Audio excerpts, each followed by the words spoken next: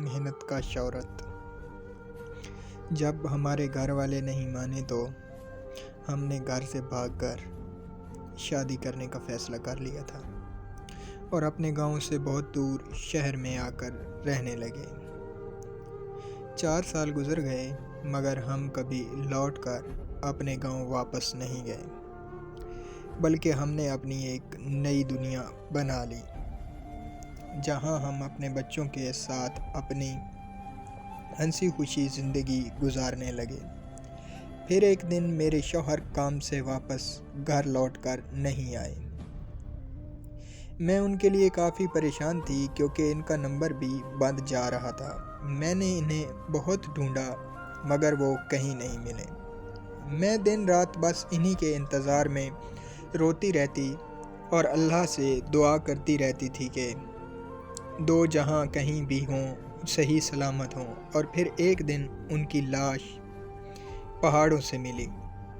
اس لیے وہ دن قیامت سے کم نہیں تھا۔ ان کی موت پر نہ ان کا کوئی رشتہ دار آیا اور نہ ہی میرا۔ ان کی موت کے بعد میری زندگی بد سے بدتر ہونے لگی۔ میں جس مکان میں کرائے پر رہتی تھی وہاں سے مجھے نکال دیا گیا۔ نہ ہی رہنے کو چھت رہی، نہ ہی کھانے کو پیسے۔ اور پھر میں اپنے بچوں کے ساتھ در بدر کی ٹھوکریں کھانے لگی۔ کچھ مرد میری مدد کرنا چاہتے تھے مگر بدلے میں انہیں میرے جسم کی طلب تھی، اس لیے میں نے کسی کی مدد نہیں لی اور میں خود ہی محنت کرنے لگی۔ مجھے سلائی کا کام آتا تھا تو میں وہی کرنے لگی۔ میں ایک دن میں 18 گھنٹے کام کرنے لگی، یہاں تک کہ میں نے 1 سال محنت کر کے ایک چھوٹا سا گھر لے لیا اور چند سالوں بعد میں نے اپنا ایک سکول بنا لیا جہاں میں اپنی جیسی بے سہارا عورتوں کو ٹریننگ دینے لگی۔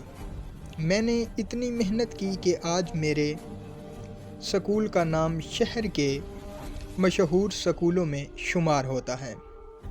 میں آج اللہ کا لاکھ شکر ادا کرتی ہوں کہ اس نے مجھے صحیح راستے پر چلنے کی ہمت دی، کیونکہ اپنے شوہر کی موت کے بعد میں جیسے اکیلی اور تنہا ہو گئی تھی۔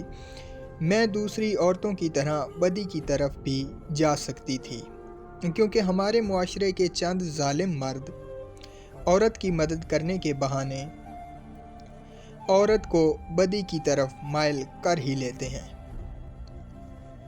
میرا ایسی مجبور عورتوں کے لیے بس یہی پیغام ہے، جو سکون عزت کے پیسوں میں ہے وہ سکون ذلت کے پیسوں میں نہیں ہے۔ اپنی عزت بیچ کر پیسے کمانے سے بہتر ہے کہ بھوک سے بندہ مر جائے۔